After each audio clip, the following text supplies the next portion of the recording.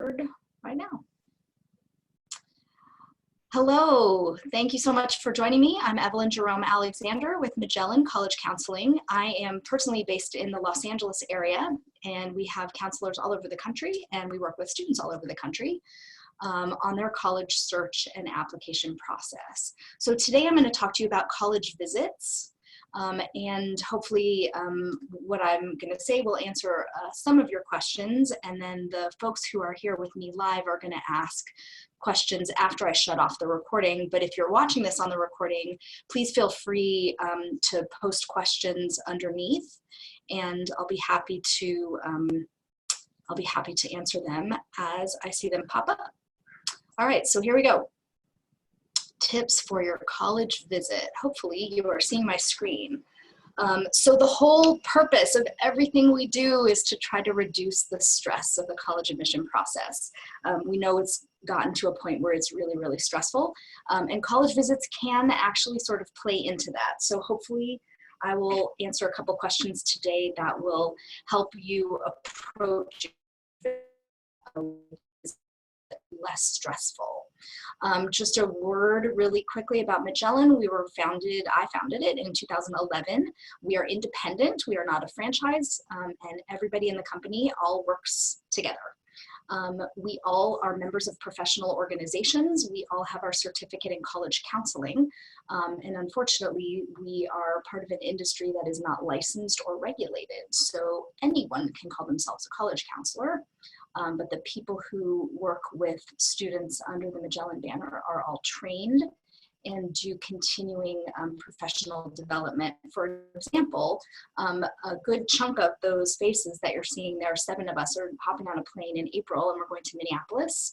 And we're going to visit some colleges in the Minneapolis area. Then we're going to fly to Madison, Wisconsin. We're going to visit the University of Wisconsin, and then we're going to drive to a couple other cities in Wisconsin and see a bunch of other schools. It's really important for us that we visit colleges so that we develop those relationships with the colleges, learn what they're looking for, learn who succeeds on those campuses. That's why we do the visits.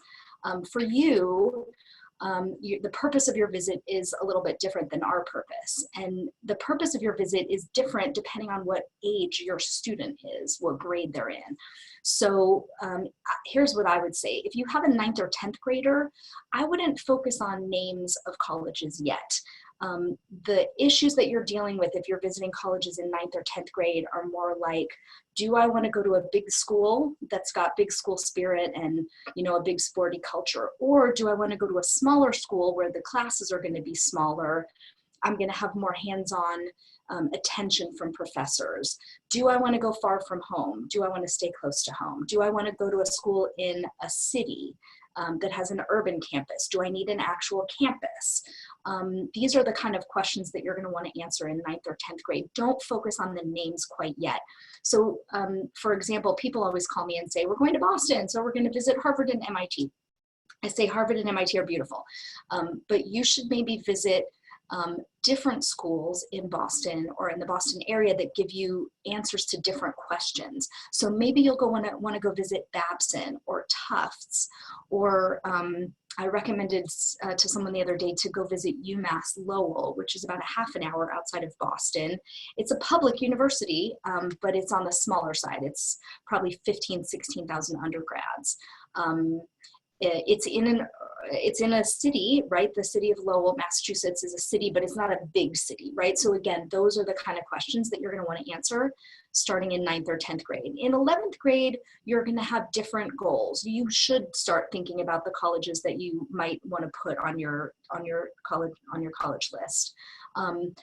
But keep in mind, and I'm going to talk in a moment right here about demonstrated interest. So before you go actually tour a college, you're going to want to sign up in advance. You want them to know that you're there. So all colleges on their websites, you go to the admissions page, and there'll be a place where you can click to register for a campus tour. You want them to know that you're there. The student needs to be the one registering. Okay, so the student is going to register for the tour. They always give the student a choice to say how many guests they're going to bring, and you're always going to check in when you arrive. It should be the student who checks in. But this thing called demonstrated interest is really important for you to know. Some colleges actually care, and they actually keep a record of it if you go visit them in, in the time period that's leading up to when you apply. Some colleges don't care. Let me tell you about the ones who do, and there's a name for it. We call it demonstrated interest.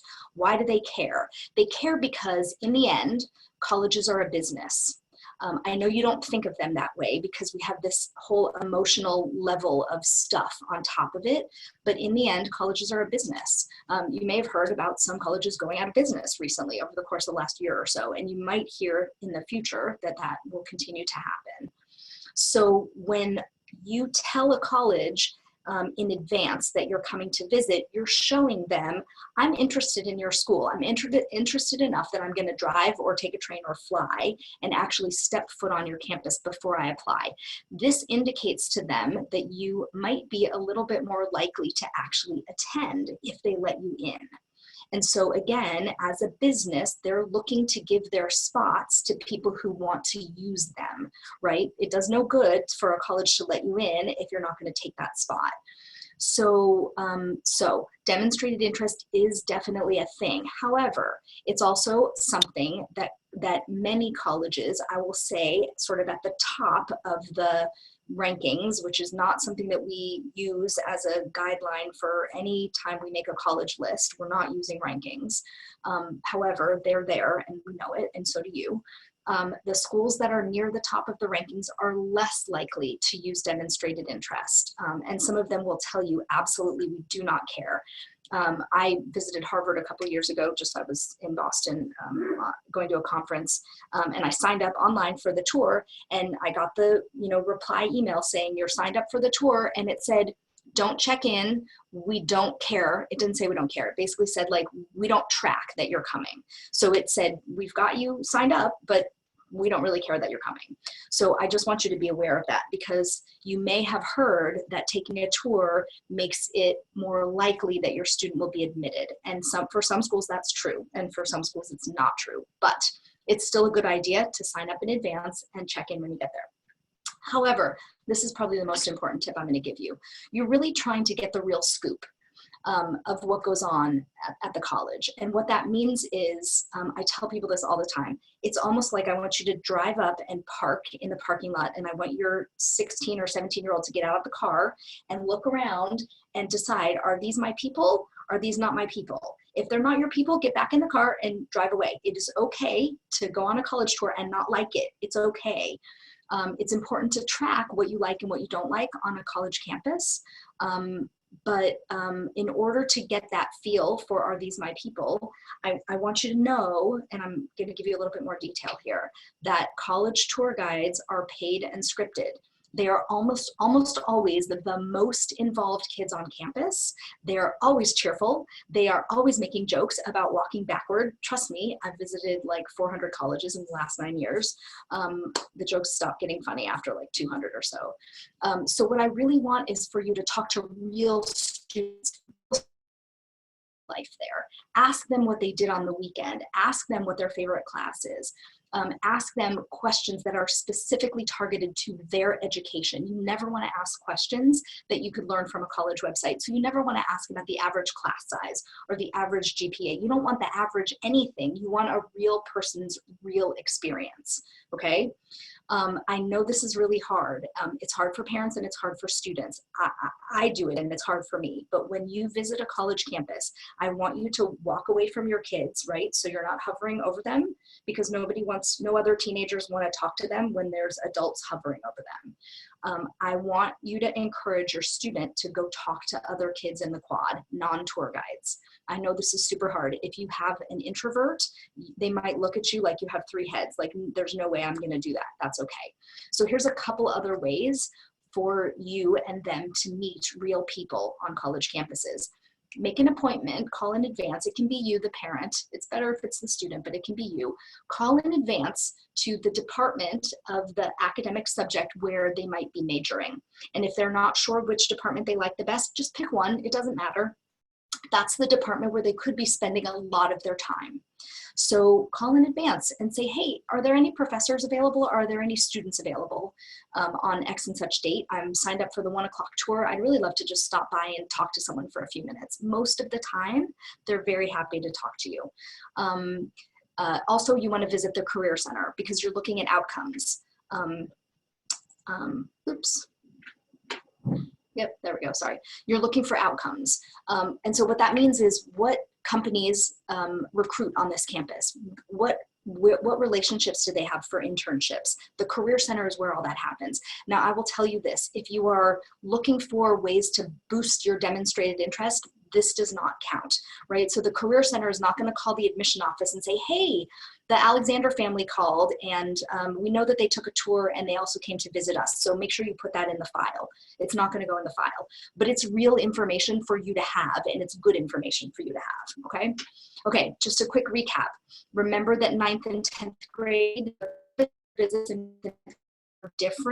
is different than the purpose when you're visiting in 11th grade. Again, some schools don't consider demonstrated interest. So what that means is you can visit the dream schools, but I'm here to tell you that what's going to happen is you're going to fall in love with the dream schools.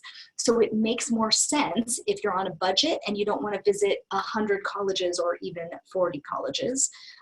If you're on a budget, visit some target schools, visit some safe schools. What you might find is that your teenager might fall in love with them, right? I have a student with a 1520 SAT score this year. He's a senior, and he applied to some super duper tough schools. We're still waiting for some answers from some really, really highly ranked schools. However, a couple months ago, he visited Arizona State. He visited during football season. He had a great time.